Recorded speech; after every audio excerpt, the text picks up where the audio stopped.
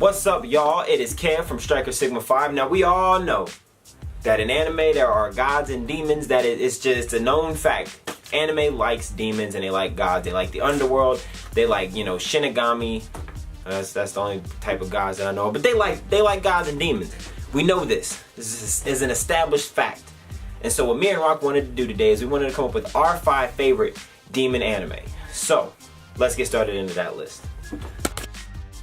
What's going on? Let's go, y'all. It's Raquel. I'm about to start y'all off with y'all first demon anime, and I'm taking you back to 05 with Shikabane Hime, aka Corpse Princess. The studios that brought you these are Studio Feel and Studio Gainax. If you're familiar with either of those two, Studio Feel is the same studio that brought you Mayo Chiki and Kiss X Sis, while Gainax is the same studio that brought you Neon Genesis, FLCL, as well as Gurren Lagann. So, we're going back to 2005, and with that list and resume right there, you know what you're getting yourself into, homie. The art style is on point, as well as the story. This demon anime follows the Corpse Princess, my G. She's a zombie who is also a human, and because of that, she goes in and fights all the big bad demons that's attacking her world. The man that wrote the story for this anime, his name is Sho Aikawa, and he was the original head writer for the OG Full Metal Alchemist. So with the studios as well as the writer, you know you got something good on your hands right here. I completed the show way back when. All I know is that I enjoyed it, so I'm recommending it to you now. Go peep that, don't miss it. Not like any of your answers will change my job. I'm gonna find this guy and I'm gonna kill him. Yo, my next one on the list is actually kind of similar to Rock's because it was also animated by Studio Feel, which did Mayo Chiki, Yosuga no Sword. Okay, never mind. Animated by Studio Feel. So, the one that I got is So I Can't Play H, which is Boku H. So this one is like sort of out of the trash can. It's like kind of trash can. It's close to trash. It's pretty etchy. But what it is it's about a lecherous, pervy high school student, as they all are. And he meets this very beautiful woman in the rain, and he ends up making a contract with her to basically like sell his soul to her, and she gets to feed off of his soul and use his energy that his soul provides, and she drains him dry, and she's actually the Grim Reaper. So this doesn't really sound like a good, you know, anime until you realize that this man he gets all of his soul energy from lecherous and pervy thoughts as well as pervy situations. And so, you know, now we have a story in which this character just has to put himself in the perviest, lecherously disgusting, trashy situations possible so he can have the most soul energy possible to give it to the Grim Reaper so she can fight people. And of course, when she's fighting, she doesn't get scrapes or bruises, she gets cut clothes and titty shots. So, you know, there's that. But I promise you, it's got fantastic plot. The characters are dope. Again, animated by Feel Studios. I say go peep it. It's pretty dope. I think it's amazing. It's on par with High School DxD. If it was dubbed, I'd probably watch it a lot more often. Also, it needs a season 2. Can we get like a resume or something out? I don't think resume is the word I wanted. A petition. Haha. Can we get a petition out for season 2? Can we get that popping? あんたの命は風前の灯火。3ヶ月後には確実に死ぬことになってる。 Coming in for number 3, this one is near and dear and close to my heart. Kyoto hit us with a smash hit back in 2013 when they dropped Beyond the Boundary. This joint is near and dear and close to my heart because it resembles Violet Evergarden in a lot of ways. Probably because Kyoto Animation made it go. The story is 100 and it's about a group of teenagers who are in school fighting demons that are big and small. We follow the main character who has a glasses fetish for the new girl that he meets who wields a blood sword, my G, and she uses this to kill the demons that stand in her way. The main character, even though he comes off a little weak at the beginning, holds a secret power that he doesn't yet have the ability to control, and you find out later what his ability is. This anime is, I believe, 24 episodes with a movie. There's 2 movies. The one is a recap and another is the actual movie that takes place after the anime. If you wanted to, you can watch the recap movie and you can avoid watching all the episodes. I would highly recommend you watch all the episodes though, because it's a good show. And then you can watch the second movie. This anime is super dope, and I know I say this a lot, but the characters, man, you're gonna fall in love with them because the show was designed for you to do so. Each of the characters has their own unique character traits and family dynamics that they all come from that plays into the story. Get ready for some beautiful story, art, and action when you go and watch Beyond the Boundary.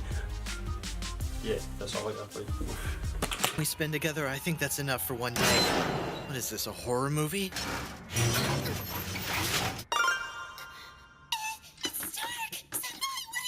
You're wearing a bucket. Yo, so my next one on the list is Kakurio, Bed and Breakfast for Spirits. This show is beautiful. It actually almost reminds me of anything that was animated by Kyoto, because it's got a lot of colors, it's very vibrant, the setting and the plot are just way out there. It's actually animated by Gonzo Studios, which if you remember in the Kyoto animation video, we talked about Gonzo Studios. They animated Full Metal Panic, they did Afro Samurai, they did the original Hellsing that was in, I think, 2002. They did Trinity 7, they've done Witchblade as well. We've talked about quite a few of those in previous videos. Bed and Breakfast for Spirits is about a young lady who can see spirits, she can see demons, and she ends up getting transported into the underworld, in which an ogre who owns a whole bunch of land and he's like the king of a little area says, "You are going to be my wife." And she says, "What? I'm a feminist." And no, I'm just kidding, she doesn't do that. But she's like, "Yeah, no, that's not gonna happen, bro. I'm my own woman, I'm not gonna just marry you because you say I should marry you." And so the reason why he thinks that she should marry him is because he had a bet with her grandpa, and her grandpa lost and basically sold his daughter to him. It's a little bit deeper than that, but it's sort of interesting. And she's like, "Nah, bump that." She said, "I'm gonna pay you back by making some money down here in the underworld." And so she decides to cook, and she has a bed and breakfast that she uses to make money to pay off the ogre. And it almost reminds me of like a Hallmark movie rom-com. So go peep it. Aoi-san, ここで食事処を開きませんか?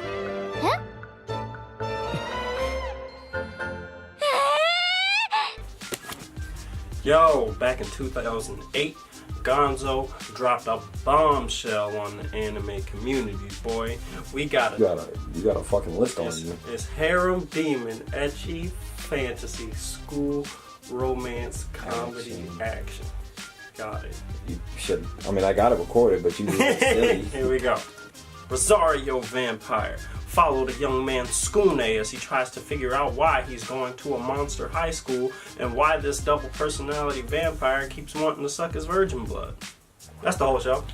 Like, if you didn't like the synopsis I just gave you, you might as well just not watch it. But if it did interest you, you should go watch it. It's pretty nice. I liked it. だって私ヴァンパイアなんだもん。あぼ。Alright, cool. On to Kevin. There you go. So that was like the best 30-second synopsis I've ever heard for any anime, period. Like absolutely phenomenal. But mine, next on the list, is Overlord. Overlord dropped in 2015. It is an isekai action anime animated by Studio Madhouse. You might know Studio Madhouse for some of the literal best animations on the face of this earth, including Hellsing Ultimate, Drifters. Those are only two I got in my head right now. The Studio Madhouse has gone hard in the industry. If you know the name, you know that you're in for some fantastic animation, some fantastic action scenes. It's an isekai action anime that kind of forgets it's an isekai halfway through, and then you just got a bunch of niggas boxing. Can I say niggas? I'm gonna say people. Nah, niggas. You got a bunch of niggas boxing. Alright, that's really all I got on that anime. Go peep it, I promise you. It just wrapped up the 3rd season, so it's got plenty of episodes to keep y'all busy. Go peep that. アウラ、女性のことは女性に任せるよ。デミウルゴス、私に押し付ける気？もし何かあったら止めに入るから。まったく喧嘩するほどのことなのか。呼吸とす。Yo, coming in at number 7, somebody dropped a new shit alert because Demon Slayer just came out this season. Upon recording this, it only has 3 episodes out, but by the time y'all see this video, it should have about 6 or 7. Studio Ufotable is pouring up on this boy, and you know they don't really stray from the beaten path too often, because Ufotable is known for making their series Fate Stay Night and Kiara no Kokai. And if you look at their resume, that's like literally all that they've done aside from Tales of Zestiria. The fact that they're finally putting out a new series is, yeah, go peep that. Go peep it and go check it out. Boom. So there you go. That was our demon list. It's supposed to be 5, ended up being 7. It's whatever. We don't like to just do 5 every time. I mean, and honestly, low key, we come up with like 10, 12 different ideas and we just narrow it down to 5. So maybe we'll start doing more 7s, 6s, top 8s. Yeah, get weird with it for no reason. Why not? Striker Sigma 5, y'all, you know what the deal is. We like making anime videos. We like doing anime reviews. We like doing anime lists. We got plenty of videos on the way. We got plenty of ideas in our head. Please, please, please subscribe, like the video, drop a comment, go follow the Instagram, do something, show us some love. We love making these videos, and we just want to get these videos out to as many people as possible. Subscribe. Show us some love. Striker Sigma 5, yo, we out. Bro! Striker Sigma 5!